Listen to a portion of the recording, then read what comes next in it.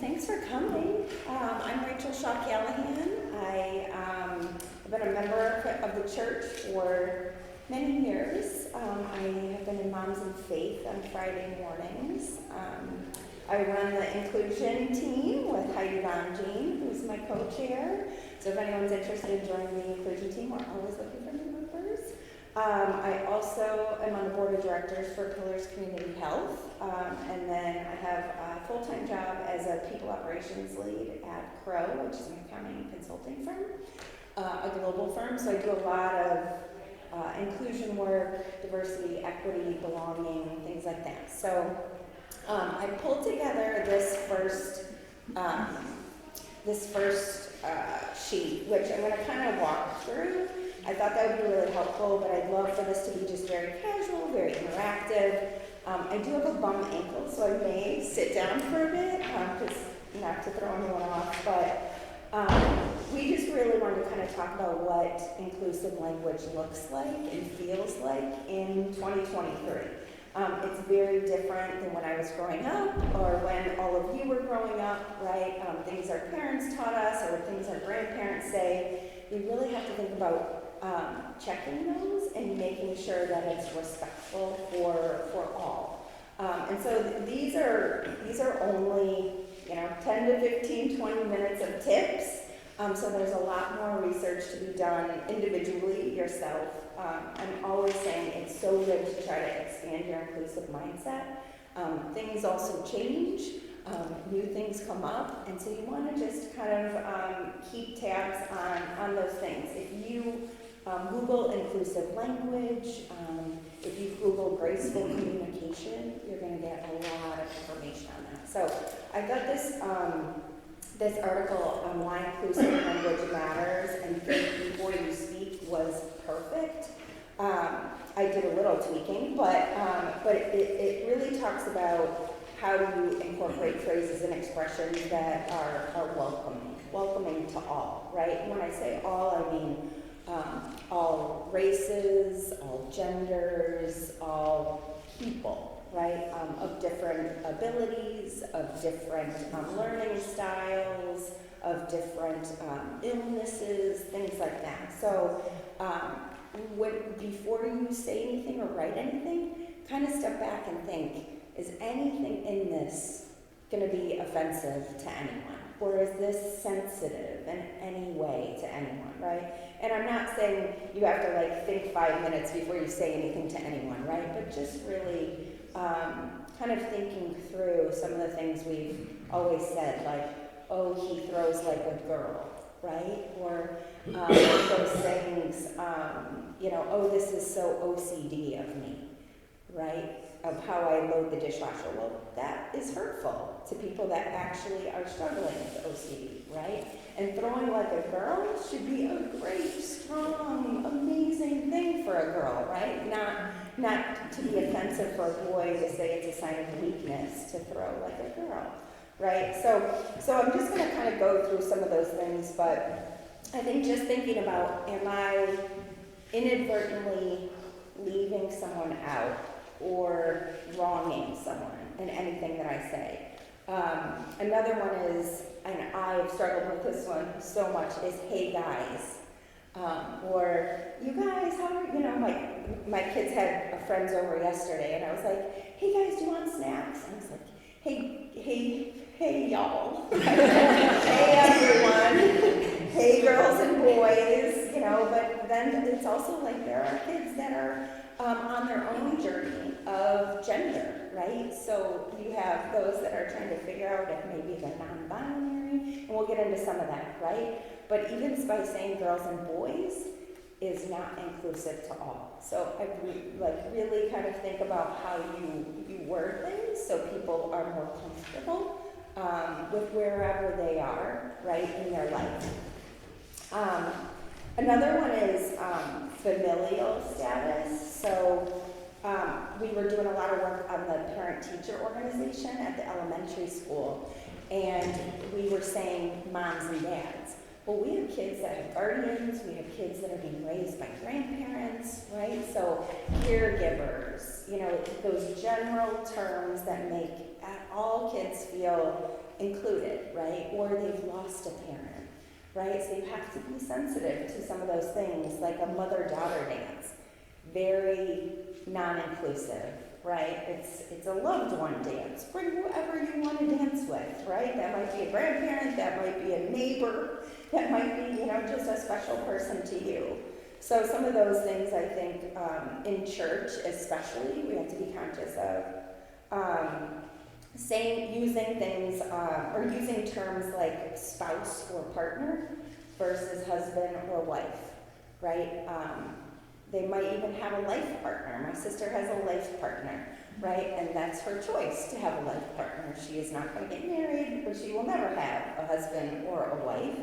And so just asking those questions, especially like teenagers, who are you dating anyone? Are you hanging out with anyone? Not, do you have a boyfriend or do you have a girlfriend, right? So because those statements then make them potentially close down because they think you're not open to them having, a different relationship than a boyfriend or a girlfriend that you've asked them about or pigeonholed them. That they think that you feel like they should have that version of the question that you just asked them. So,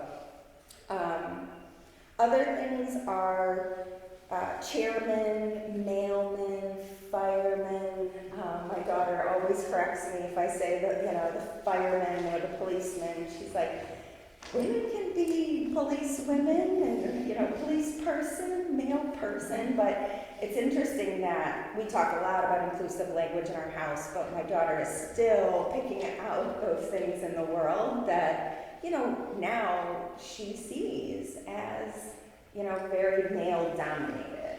So, interestingly enough, I just think it's out there more than we even think about it. Chairman, congressman, all those things.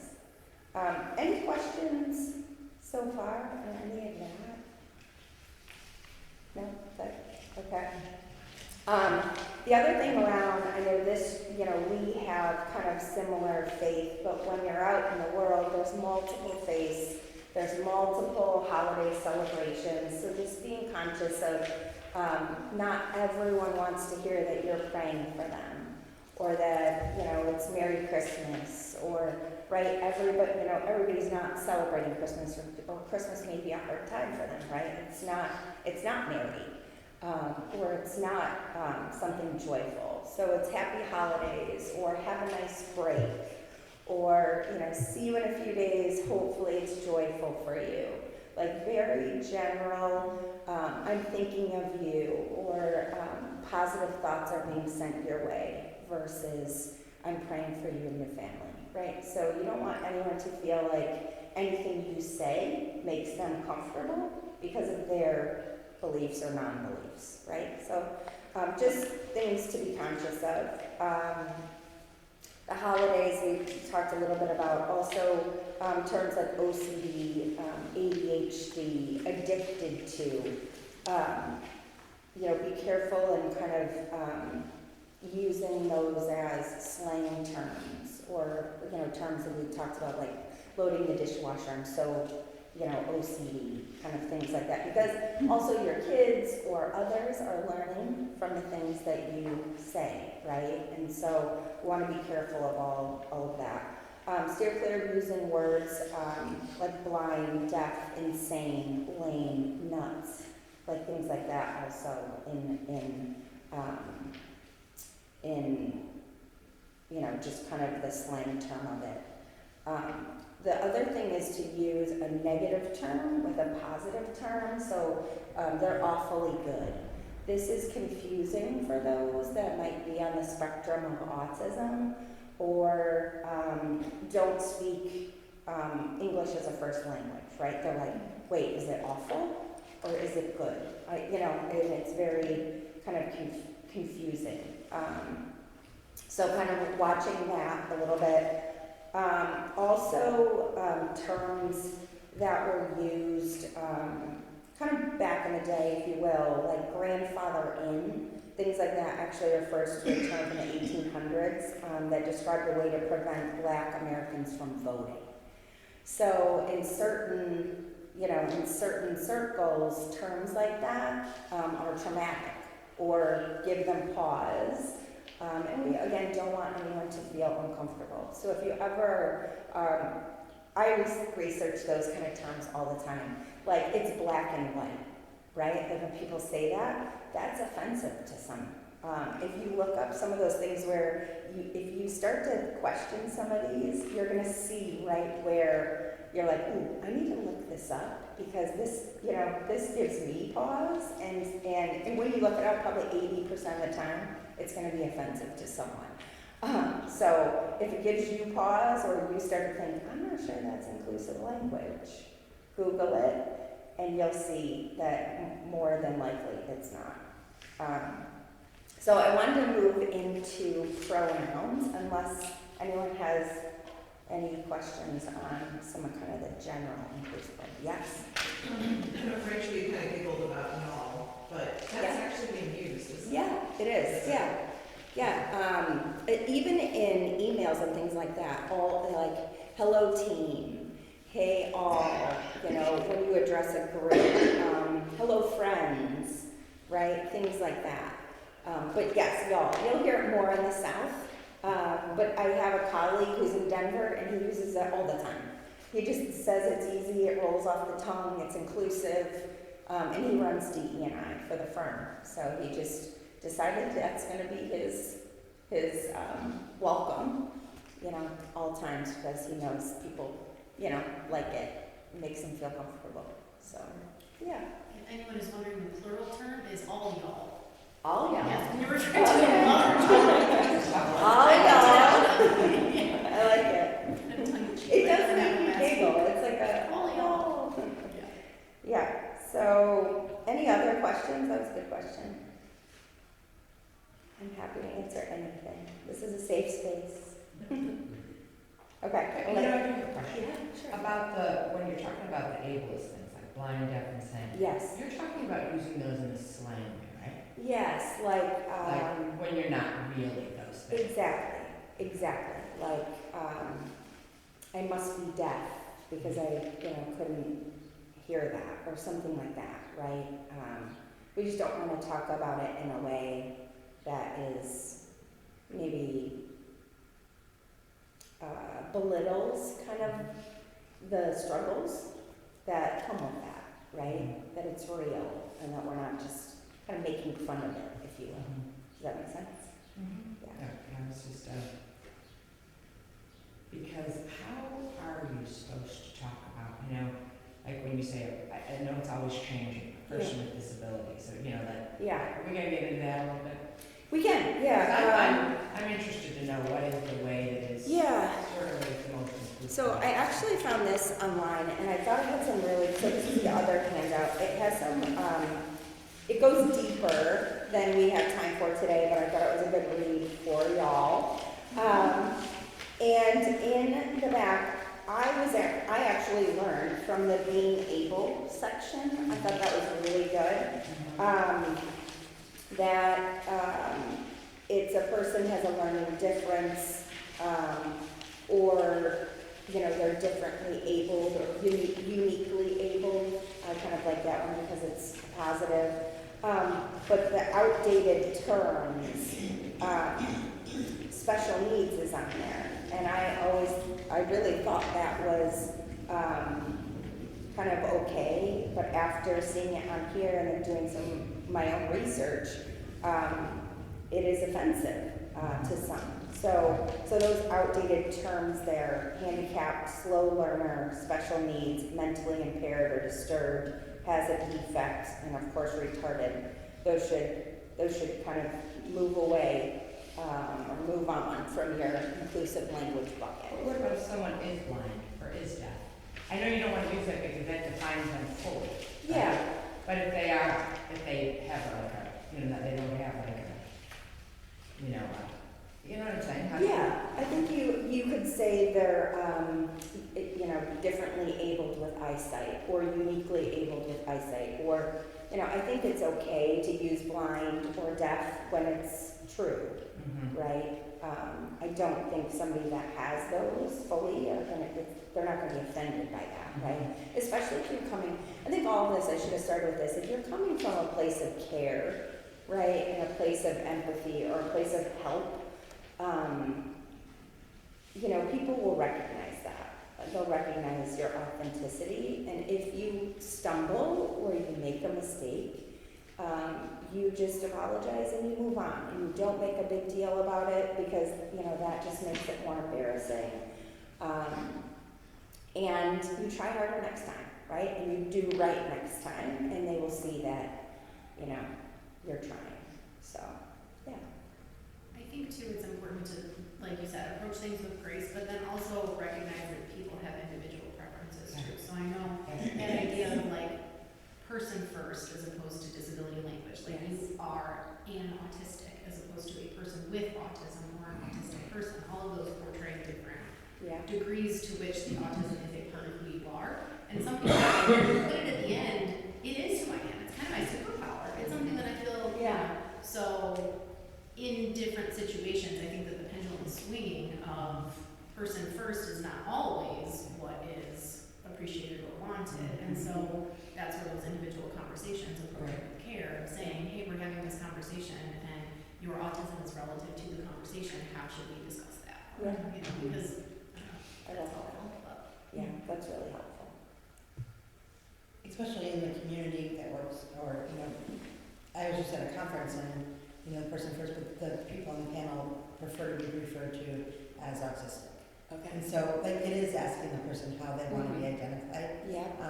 And so, like you said, the pendulum keeps swinging. Yeah. And so, yeah, not being afraid, I think being brave enough to ask them is one of the most compassionate things we can do. I completely agree. It And seems the most respectful. yes, isn't it? exactly. Sometimes I know I'm uncomfortable approaching some of this, and just asking a person's probably the easiest way. Yes, yeah. And I think that's true with pronouns as well. I know pronouns are the most kind of respectful thing you can do, is get people's pronouns correct, right? They aren't preferred pronouns, they are their pronouns, right? They are the pronouns that they identify with, and they go by, and we should respect that, right?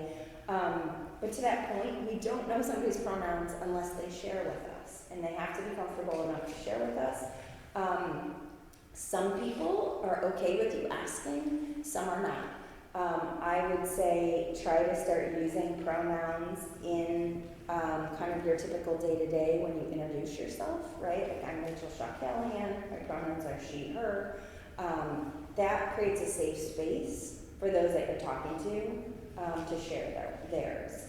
I've seen more and more people, especially like my children's friends, they're 13 and 11, they ask pronouns like it's just a normal day-to-day thing, right? If they encounter a new friend or child, they will say, hi, I'm Lux, my pronouns are she, her, like, what are yours, kind of thing. And I heard, I heard it at the basketball game, like, kids were just coming up to each other and saying, so what are your pronouns? And because they want to know and want to use them, but it's a normal, it's not normal for us, right, to just be asking people's pronouns all the time. But I think it's a great thing to get into, especially with so many youth at church. And there's a lot of, like I said in the beginning, is youth trying to figure out their own journey of gender identity.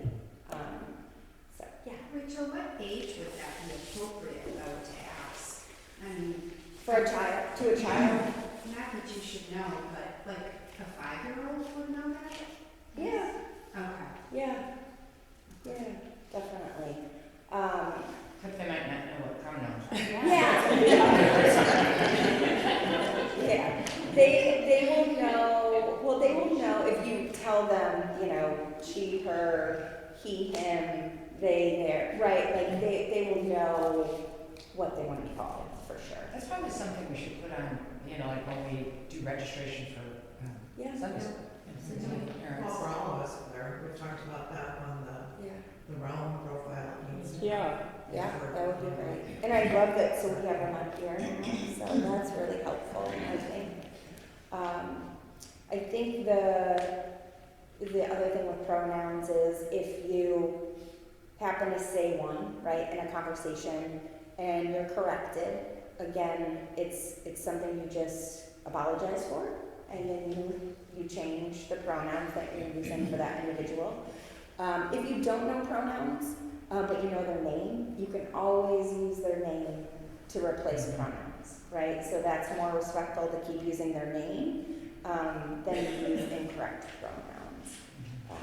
So that's a way to kind of work through that until you know what they are. There are so many beautifully unique names that can be either gender, right? And now you can't just know their pronouns by looking at a name, you can't know their pronouns by looking at them. Again, you really have to wait for them to use them or ask them what they are, or just use their first name, so.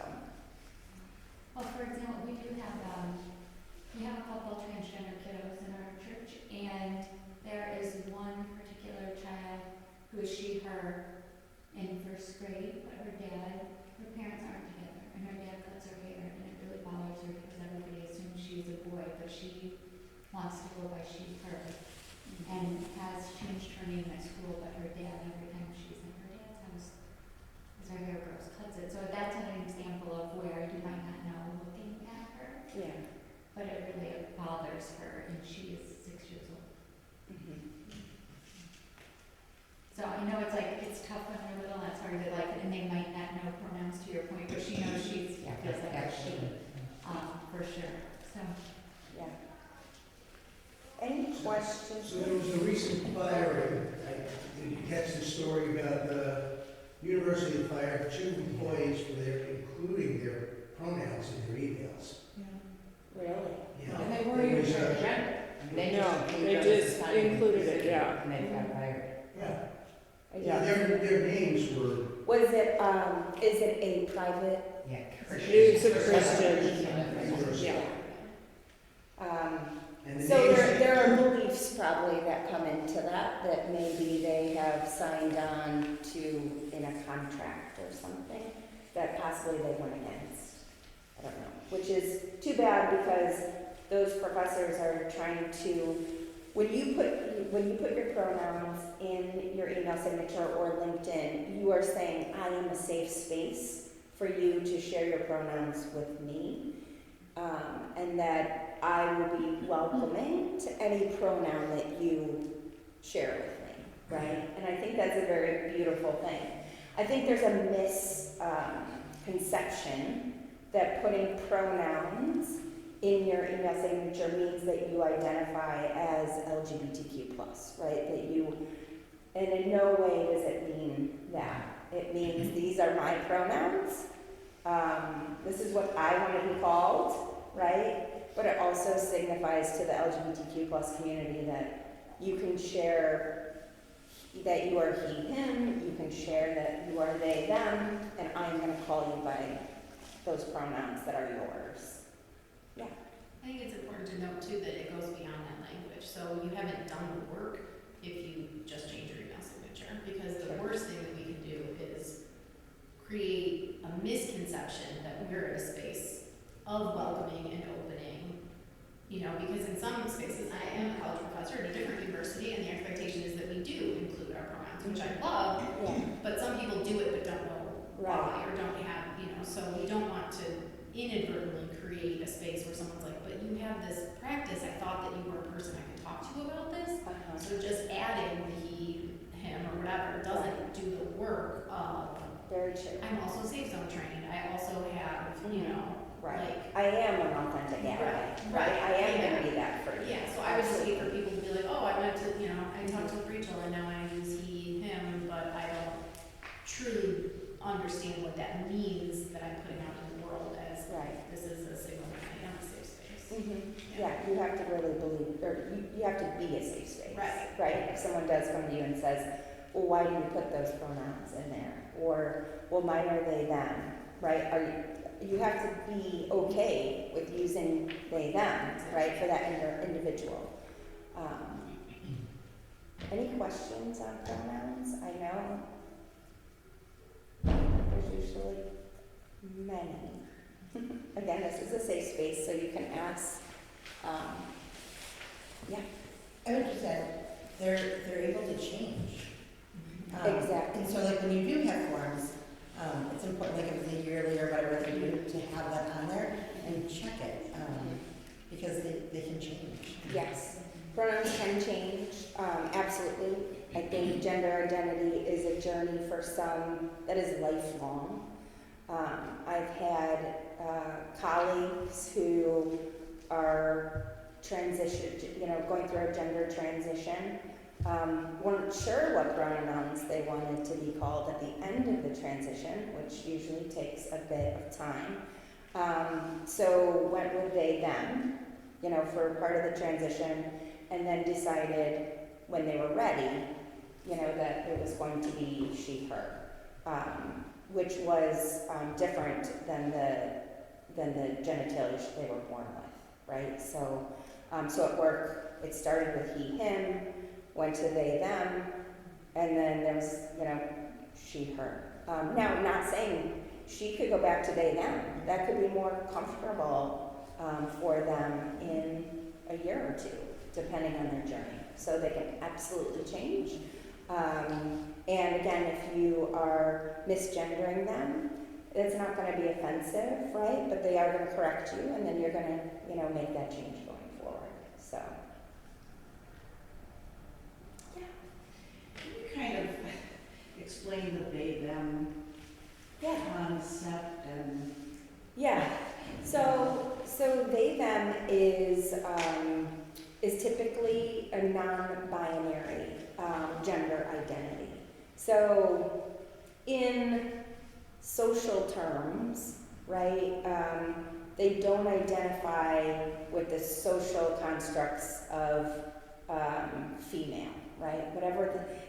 This is so hard to talk about because female is relative, right? I dress the way I dress. Some may say it's more, female or male, but it's really what they feel inside, right? Do I identify as a female or identify as a male? Some don't identify with either, right? And that's their non-binary. Some, would say they lean towards feeling more female than male, but don't want to be considered female, right? Want non-binary pronouns used, they, them. Don't want to be seen as a female in society, if you will, and vice versa. It's. But this isn't a new phenomenon. This is 1800s. In different countries they've had non-binary pronouns and had more, I would say, leniency, if you will, with like a gender spectrum, right, where it's been accepted. It's more in the United States where it's been like female and male. And if you dress in dresses, you're female, and you play with trucks, you're male, right? And you like blue and you like pink, and it's just sort of been those silos, and that's just not people. And just like inclusive language, we have to stop to think about those silos and about, not putting kids or adults into those buckets, allowing them to be who they want to be, and identify how they want to identify, and use the pronouns they want to use, because there's only one you, right? Yeah. Just in addition, I read beautifully, and I'll have to send you the passage. It's towards the end of a fictional book about a family that's raising a transgender child, and the child ultimately decides on the terms they and them. And they just beautifully capture the idea that there are multiple of us, right? Like sometimes I am my professor self, sometimes I'm my mom self, sometimes, we all have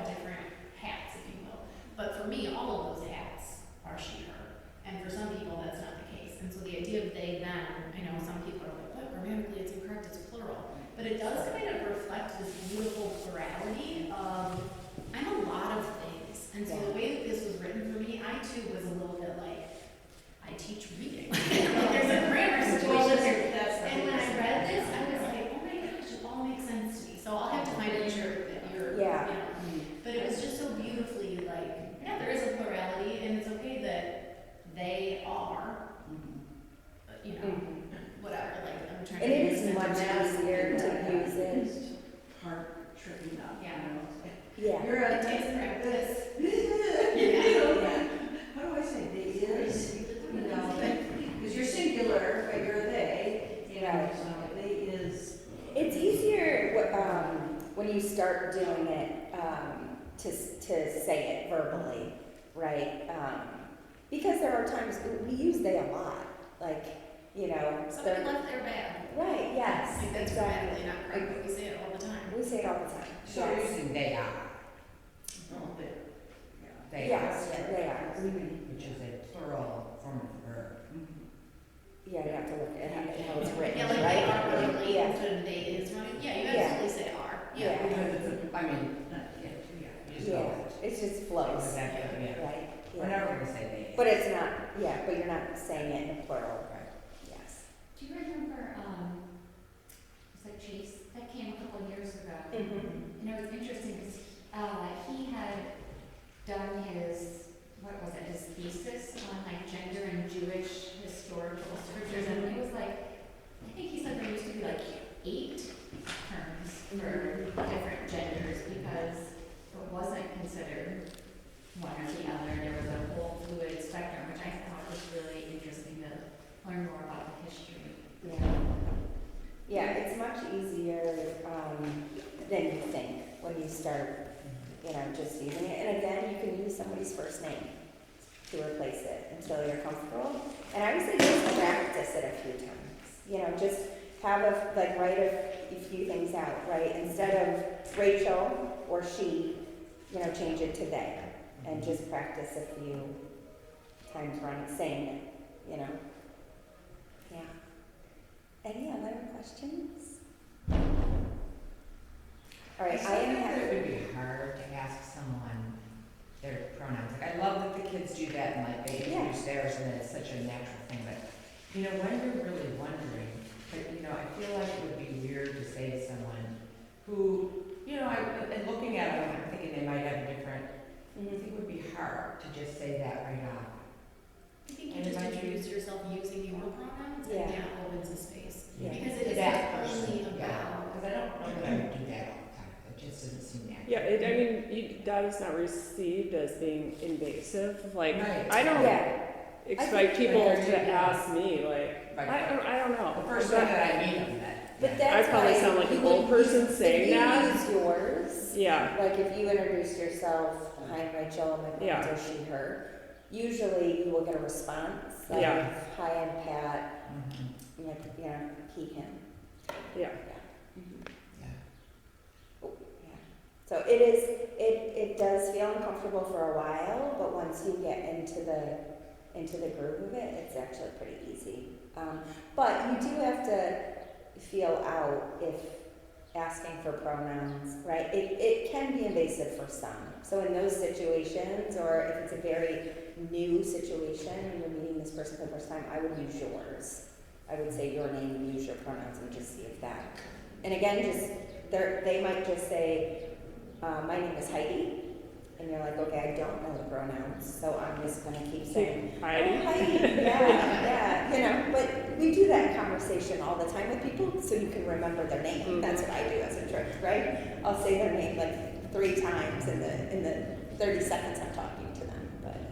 I found too, like in a doctor's office, right, there was someone who was an assistant who was new, and I thought the way in which they were presenting themselves, I wouldn't have assumed, you never should assume, which is why you should always use pronouns, but in these spaces where it's like, it would be, in my situation, what I did was ask the doctor, like, what are Ava's pronouns? Oh. And then they said, oh, they, them, and I was like, great, then when I'm interacting with that person, I know, you know, so Yeah. that's also another option. Yeah. If you're in a conversation too, you know, maybe their partner or somebody's next to them, like you can wait for what pronouns they use Mm-hmm. for them as well, right? Like if you're listening for it in conversation. Yeah, I do like that on the name tags. I love it. That Yeah. makes it pretty easy. I love name tags too. So, all right, I think we are at time, but I wanted to say there's a lot of information in these 2 packets. So please email me, call me, text me if you have any questions. I'm here anytime to answer anything. And nothing will offend me, nothing will make me uncomfortable, so please ask the questions. I'm happy to help you expand your inclusive mindsets. So thanks for Thank coming. you. Thanks. Yeah, of course. Rachel, thank you for making it so easy to ask you questions. Yeah, You of know, course. that feel like they might be dumb. Yeah, no, it's all about Which learning. is usually what I get from my kids who are, you know, they're college age and out of college, and they're like, why would you ask? Like, they think we should know it. It's so natural to them. Yes, it is. And, like, for my husband and I, we're kind of like, well, wait. Yeah, right.